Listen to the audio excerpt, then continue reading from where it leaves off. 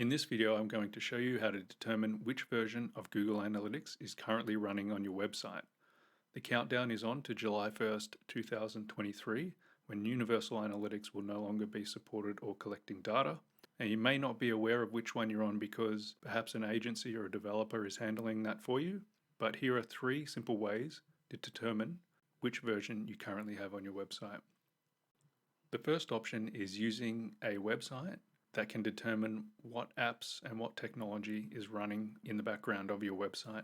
One example is BuiltWith, and I have 2 example websites that I'll run BuiltWith through to show you what it looks like when you're running GA4 versus Universal Analytics. So I've just chosen these 2 websites pretty much at random. I just typed in Perth in Google search, and we have the Perth Tourist Centre, and we have Destination Perth.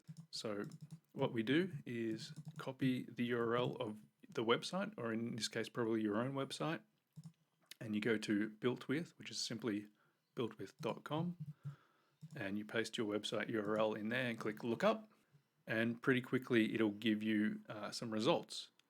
So in the top section we've got analytics and tracking, and we can see here we've got Google Analytics, and we can see Google Universal Analytics.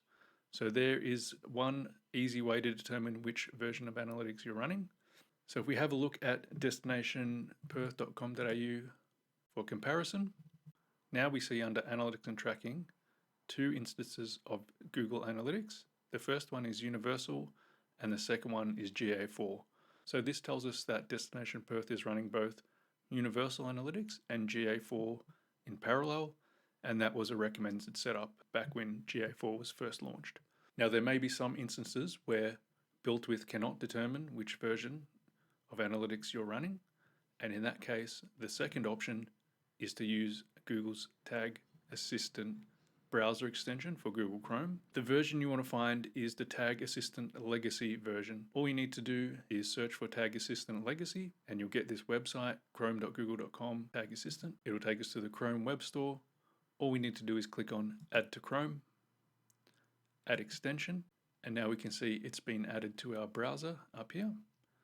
Now what may happen to you, like it happened just then for me, is that the extension pops up in the little shortcut section here and then disappears.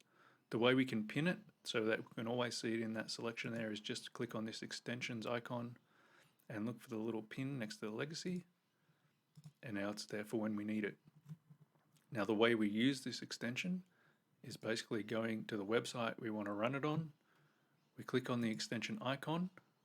Now the first time you run it, there will be some options that you need to confirm. And then each time you want to run it on the website, all you do is go to the extension, click on it, click enable.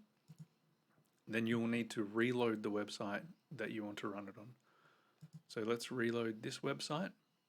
And now you'll see on the browser extension icon, there's a number 2, and that means it's detected 2 tags on this website. So let's simply click on the tag to extend it and find out what they are. And now we can see it's detected the global site tag and Google Analytics. And in both cases, we can see that that begins with UA, which stands for Universal Analytics. So we've determined, again, this time using Google Tag Assistant, that Perth Tourist Centre website is using Universal Analytics. Let's repeat the process for Destination Perth. Click the icon, enable it, refresh the website, and check the results. In this instance, it's detected 5 tags. Again, we can see the global site tag and the Universal Analytics site tag, but this time the global site tag starts with a G, and that helps us recognize that it is using GA4. On to the third option of how to determine which version of analytics is running on a website, and this one might be the scariest for people who aren't used to using the inspect tool in Google Chrome, but it's not that scary. All you need to do is click pretty much anywhere on the website and click inspect, and then you'll see this console come up. And what we need to do is go to network. What we need to type in here is collect, and then we want to refresh the website. Now after the website has completely loaded, you should be able to find an instance of collect if the website is using Google Analytics. And very basically, if you see V equals 1, that's version 1, and that tells us that it's using Universal Analytics. Let's repeat it. for destination Perth.